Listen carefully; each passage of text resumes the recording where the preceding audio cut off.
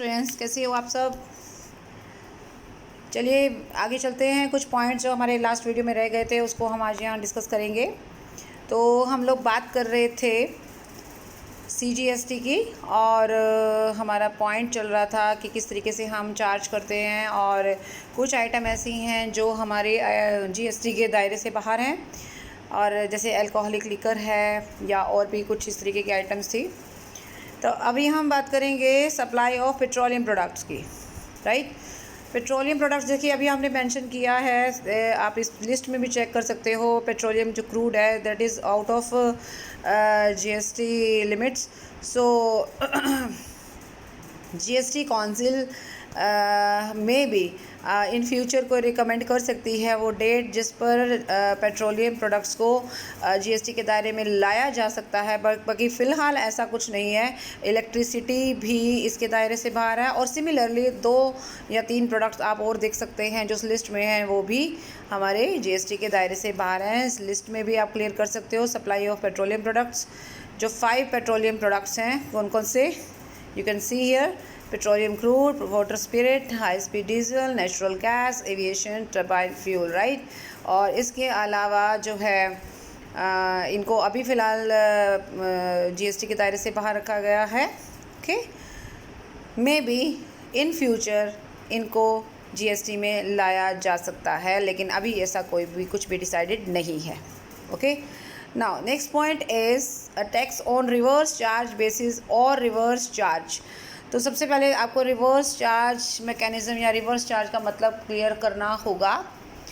Normal rule GST का ये है कि जो भी सप्लायर है, ही और she is the taxable person, वही वो पर्सन है जिस पर टैक्स लगाया जाना है, जो GST पे करने के लिए लायबल है। ओके, लेकिन कुछ परिस्थितियों में प्लस में कुछ पर्टिकुलर गुड्स और सर्विसेज ऐसी हैं जिसमें सरकार सप्लायर की बजाय रिसिपिएंट को लायबल बना सकती है GST पे करने के लिए।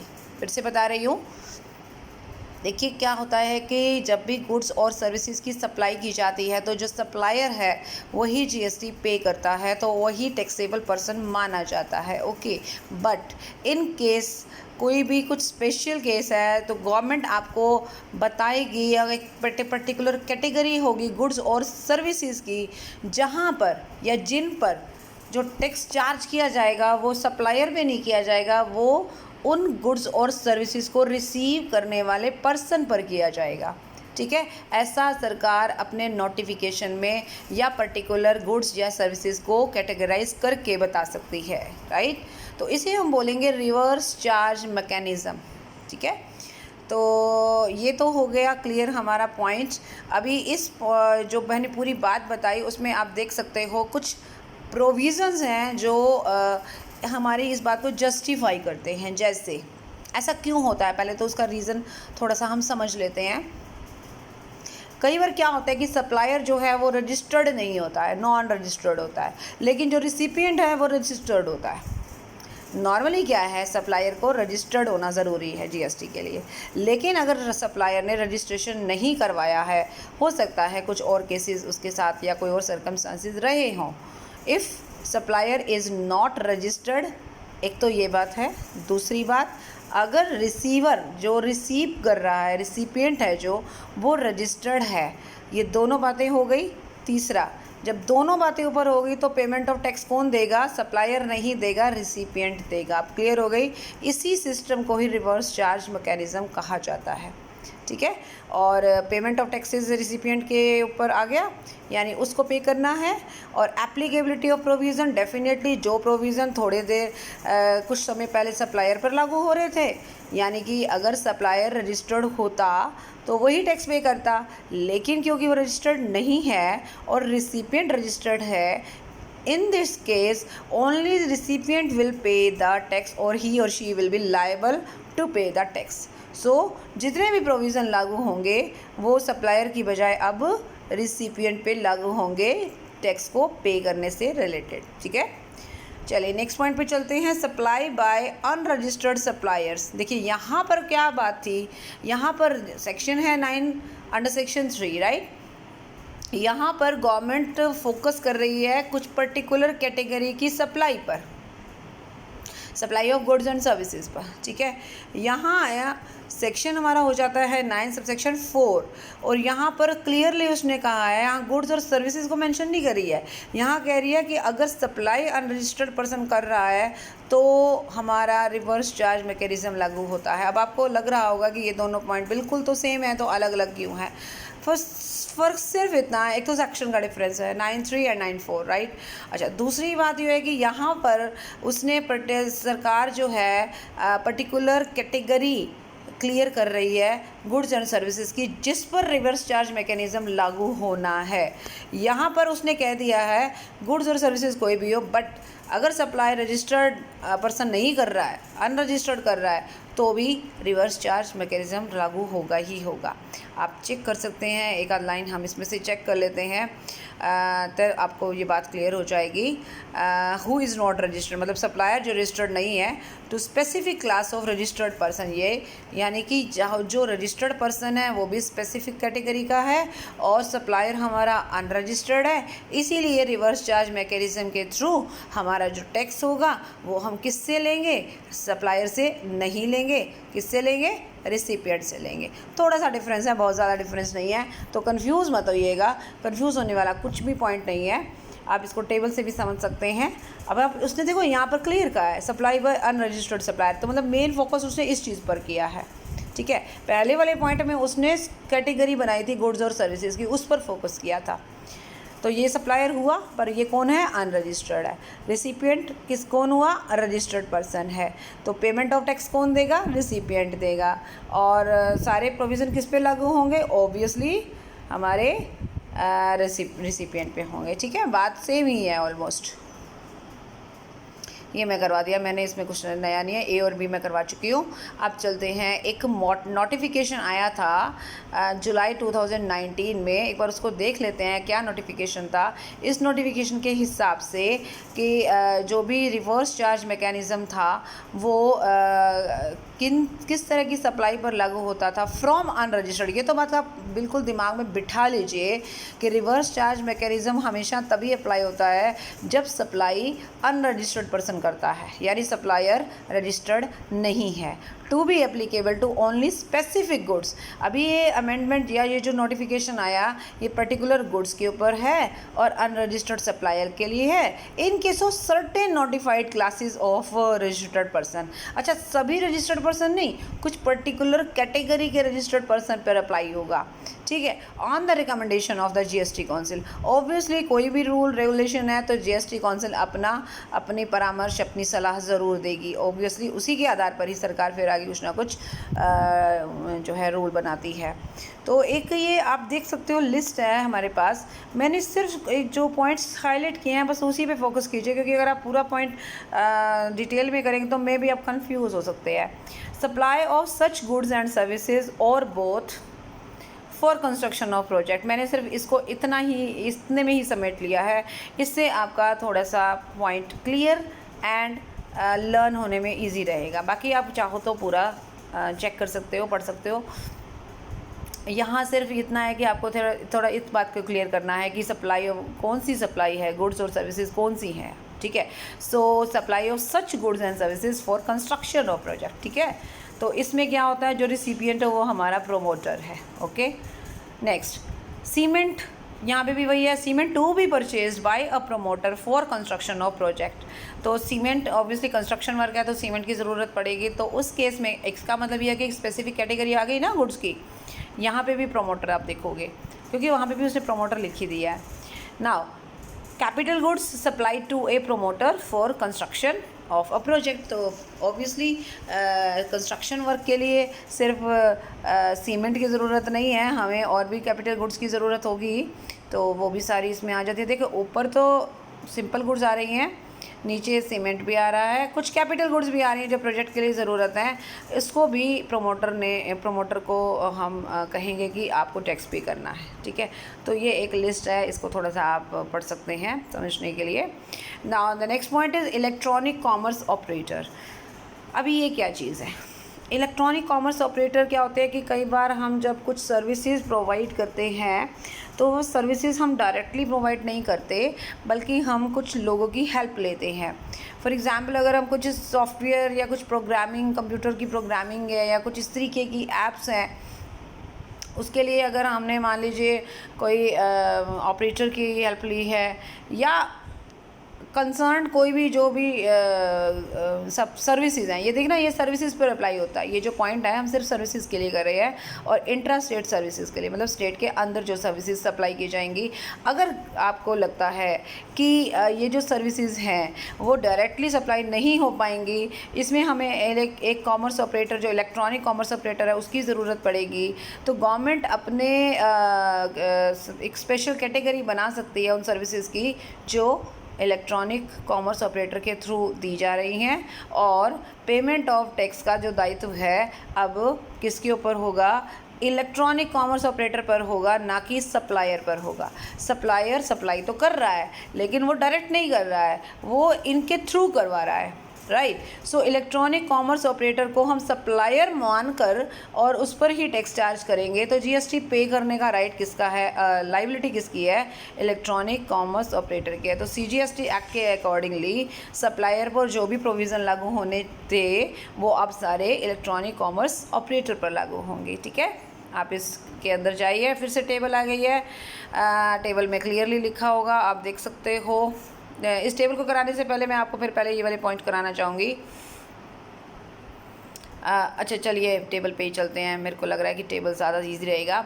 तो पर्सन लायबल टू पे tax in case of electronic commerce operator, यानी कि अगर इलेक्ट्रॉनिक कॉमर्स ऑपरेटर है का मतलब उसकी सेवाएं ले रहे हो आप, उसकी सेवाएं देने के लिए ले रहे हो। कहने का मतलब ये है कि वो आपको सर्विसेज दे रहा है ताकि आप किसी और को सर्विसेज दे पाओ, ठीक है। तो इसका मतलब इलेक्ट्रॉनिक कॉमर्स ऑपरेटर के थ्रू आप सेवा दे रहे हो, सर्विस दे रहे हो। नाउ नॉर्मल केस में क्या होगा? अगर ऑपरेटर वहाँ फिज़िकली प्रेजेंट है जिस एरिया में टैक्सेशन होना है, मतलब जो टैक्स की टेरिटरी है, जो एरिया है, अगर वहाँ पर फिज़िकल ये जो कॉमर्स ऑपरेटर है उसका फिज़िकल प्रेजेंस है, तो फिर तो टैक्स कौन देगा? वही देगा। लेकिन अगर मान लीजिए फिज़िकल प्रेजेंस नहीं है उसका, तो या तो उसने कोई रिप्रेजेंटेटिव होगा जो उसको रिप्रेजेंट करेगा, फिर टैक्स कौन देगा? वो देगा। या फिर अगर रिप्रेजेंटेटिव भी वहाँ नहीं है, तो फिर इलेक्ट्रॉनिक कॉमर्स ऑपरेटर अगर किसी पर्सन को अपॉइंट करता है पर्टिकुलरली, तो अपॉइंटेड पर्सन देगा। तो 3 बातें क्लियर हो गई। नंबर 1, सबसे पहले तो आपको ये देखना है कि इलेक्ट्रॉनिक कॉमर्स ऑपरेटर हम क्यों ला रहे हैं, क्योंकि हमें उसकी ज़रूरत है सप्लाई किसकी करने के लिए? सर्विस की करने के लिए, ओके। अगर वो फिज़िकली प्रेजेंट है तो वो टैक्स पे करेगा, राइट। और अगर वो फिज़िकली प्रेजेंट नहीं है तो या तो उसका रिप्रेजेंटेटिव होगा, और अगर रिप्रेजेंटेटिव भी नहीं होता है तो फिर उसके द्वारा अपॉइंटेड पर्सन टैक्स पे करेगा। तो ये जितने भी पॉइंट आप तीनों देख सकते हो ना, ये सारे पॉइंट हमारे इसमें मेंशन है, तो मेरे को अलग से इसको बताने की ज़रूरत नहीं है, वही चीज़ें इसमें आपको बता रखी हैं। अब अगला पॉइंट आ रहा है लायबिलिटी टू पेज है। तो अभी यहाँ तक आपका मामला क्लियर हो गया, यहाँ पर कोई पॉइंट डाउट रहा नहीं मेरे हिसाब से। एक बार फिर से मैं आपको लिख के जाऊँगी वापस। यहाँ से हमने स्टार्ट किया था levy and collection of tax से, उसके बाद फिर हमारा क्लियर हुआ था लेवी क्या है, कलेक्शन क्या है। फिर उसके बाद हमने देखा था कि अभी हम सीजीएसटी के अंतर्गत हम चेक करते हैं कि क्या क्या प्रोविज़न है। तो नॉर्मल एंड फॉरवर्ड चार्ज हुआ था, जिसमें बहुत सारे रूल्स आपको चेक करने पड़े थे, intra state supply, value of रेवी, ये सब चीज़ें, राइट। उसके बाद हमने देखा कौन कौन सी आइटम है जो उसके दायरे से बाहर हैं, स्पेशली अल्कोहल की हमने बात की थी। और उसके बाद फिर हम आए थे पेट्रोलियम प्रोडक्ट्स पर, फिर रिवर्स चार्ज के ऊपर आए। रिवर्स चार्ज के साथ साथ फिर हमने ये भी देखा कि सप्लाई अगर अनरजिस्टर्ड सप्लायर करता है तो क्या सीन रहेगा, एक लिस्ट आपके सामने आई। इलेक्ट्रॉनिक कॉमर्स ऑपरेटर का सारा एपिसोड आपने देखा। And now we come to the point that is liability to pay GST, यानी कि नेक्स्ट टॉपिक हमारा क्या है, जीएसटी पे कौन करेगा। इतने सारे पॉइंट्स करने के बाद मेरे हिसाब से आपको कुछ बातें तो क्लियर हो जानी चाहिए। क्या?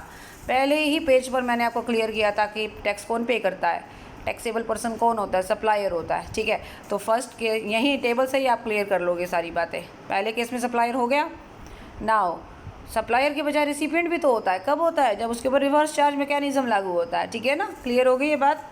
नाउ और कोई केस में और कोई केस में डिडक्टर भी हैं। कौन डिडक्ट कर रहा है या क्या डिडक्ट कर रहा है? TDS डिडक्ट कर रहा है, अभी बताऊंगी इसके बारे में। और TCS कलेक्ट कर रहा है। TCS कौन करता है? ई कॉमर्स ऑपरेटर, यहाँ पे भी आ गया, जो टैक्स कलेक्ट करता है, right. Tax collected at source, tax deducted at source. तो मेरे हिसाब से ये दोनों पॉइंट आपको क्लियर है, सप्लायर और रिसिपिएंट भी। इसके बारे में मेरे को फिर से बताने की ज़रूरत नहीं है। ये रिसिपिएंट अंडर RCM में आपको सारी बातें वही बतानी है जो मैं बता चुकी हूँ।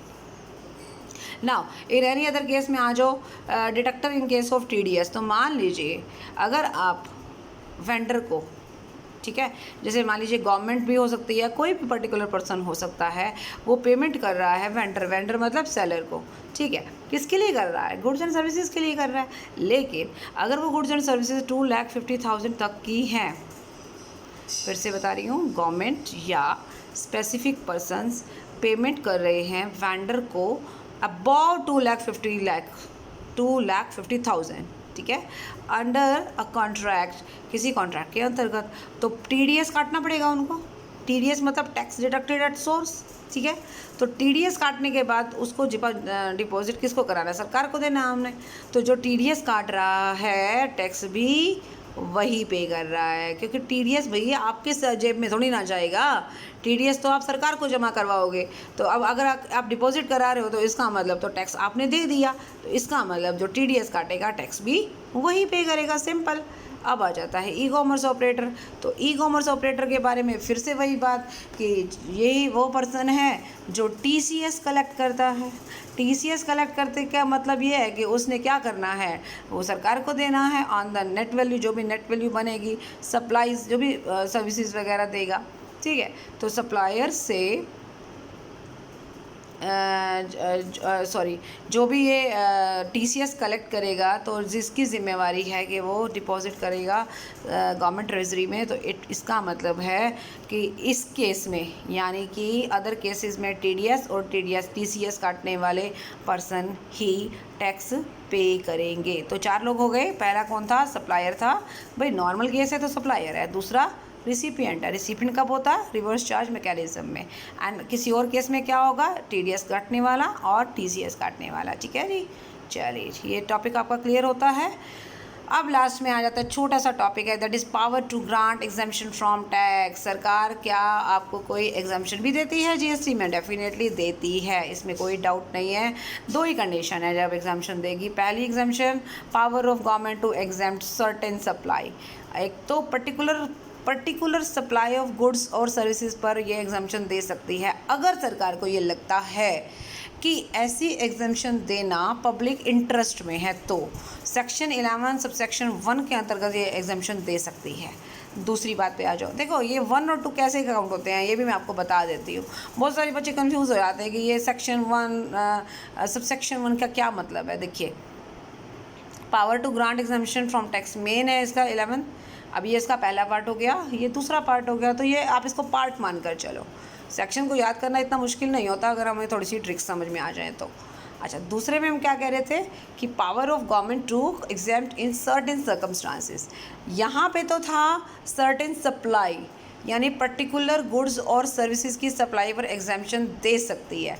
लेकिन यहाँ अगर पर्टिकुलर कोई कंडीशन ऐसी आती है, जैसे मान लीजिए कोई डिसीज़ हो गया, कोई क्लैमिटी आ गई, कोई डिज़ास्टर हो गया है, कोई इस तरीके की प्रॉब्लम हो गई बहुत मेजर, तो उस केस में GST से वो एग्जम्पशन दे सकती है, ठीक है। तो ये हो गया हमारा ये वाला टॉपिक। इसमें तो कोई बड़ी बात थी नहीं। हमने क्या किया, power to grant exemption from tax, सरकार के ऊपर ये बात डाली गई है कि क्या आप हमें GST पर कोई एग्जम्पशन भी देंगे, तो वो कहेंगी यस, हम आपको पर्टिकुलर गुड्स पर या सप्लाई पर दे सकते हैं, सर्विस पर, या फिर अगर कोई ऐसा सर्कमस्टांसेस आएंगे तब हम सोचेंगे, हो सकता है हम तब भी आपको GST में एग्जम्पशन दे दें। तो इसके साथ ही हमारा ये चैप्टर कंप्लीट होता है। इस चैप्टर में आपने बहुत सारे इंटरेस्टिंग पॉइंट पढ़े। आई होप आपको अच्छे से समझ में आए होंगे। Thank you so much, bye bye, take care.